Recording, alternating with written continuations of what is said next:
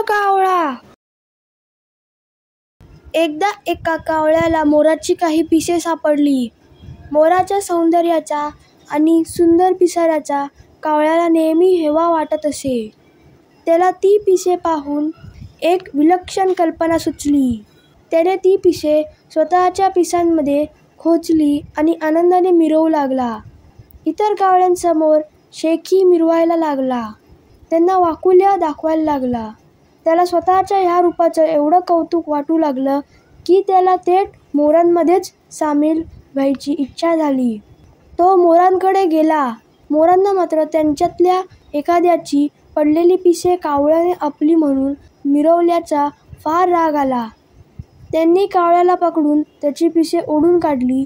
त्यात त्याची स्वतःची पिसेसुद्धा निघाली. कावळा वेदनेने ओरडला. आता मोराची आणि स्वतःची दोघांची पिसे गेल्यामुळे तो फारच विद्रूप दिसायला लागला. निराश होऊन तो पुन्हा कावळ्यांमध्ये परतला. पण त्याची ही दशा पाहून सर्वांनी त्याची टर उडवली.